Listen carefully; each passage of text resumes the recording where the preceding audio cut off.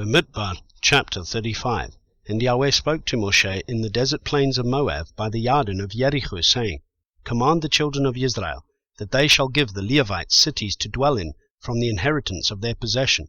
Also give the Levites open land around the cities, and they shall have the cities to dwell in, and their open land for their cattle, and for their herds, and for all their livestock. And the open land of the cities which you give the Levites are from the wall of the city outward 1,000 cubits all around.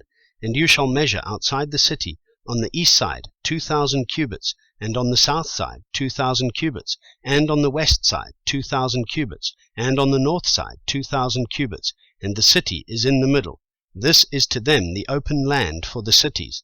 And the cities which you give to the Levites are the 6 cities of refuge, which you give to the manslayer to flee to, and to these you add 42 cities. All the cities which you give to the Levites are 48, these with their open land. And the cities which you give are from the possession of the children of Israel. From the larger tribe you give many, from the smaller tribe you give few. Each one gives some of its cities to the Levites, in proportion to the inheritance that each inherits. And Yahweh spoke to Moshe, saying, Speak to the children of Israel, and say to them, When you pass over the Yarden into the land of Canaan, then you shall choose cities to be cities of refuge for you, that the manslayer who struck someone mistakenly shall flee there, and they shall be cities of refuge for you from the revenger, and the manslayer is not to die until he stands before the congregation for right ruling. And of the cities which you give, 6 are to be cities of refuge. Give 3 cities beyond the Yarden, and give 3 cities in the land of Canaan as cities of refuge. These 6 cities are for refuge for the children of Israel, and for the sojourner, and for the settler in their midst, for anyone who mistakenly strikes someone to flee there. But if he has stricken him with an instrument of iron, so that he dies, he is a murderer. The murderer shall certainly be put to death. And if he has stricken him with a stone in the hand, by which one could die, and he does die, he is a murderer. The murderer shall certainly be put to death. Or, if he has stricken him with a wooden instrument that could kill, and he does die, he is a murderer. The murderer shall certainly be put to death. The revenger of blood himself puts the murderer to death. When he meets him, he puts him to death.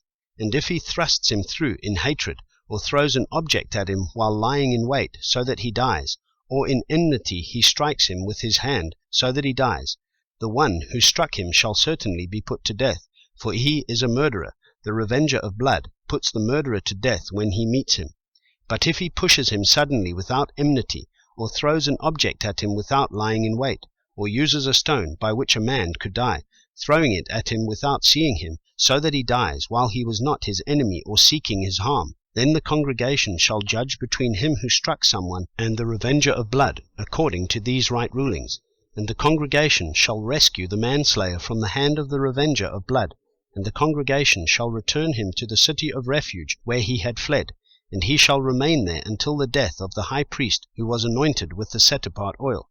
But if the manslayer at any time goes outside the limits of the city of refuge where he fled, and the revenger of blood finds him outside the limits of his city of refuge, and the revenger of blood executes the manslayer, he is not guilty of blood, because he should have remained in his city of refuge until the death of the high priest. But after the death of the high priest, the manslayer is to return to the land of his possession.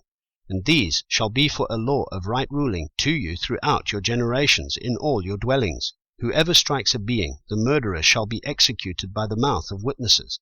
But one witness does not bear witness against someone to die. And take no ransom for the life of a murderer who is guilty of death, but he shall certainly be put to death. And take no ransom for him who has fled to his city of refuge to return to dwell in the land before the death of the priest.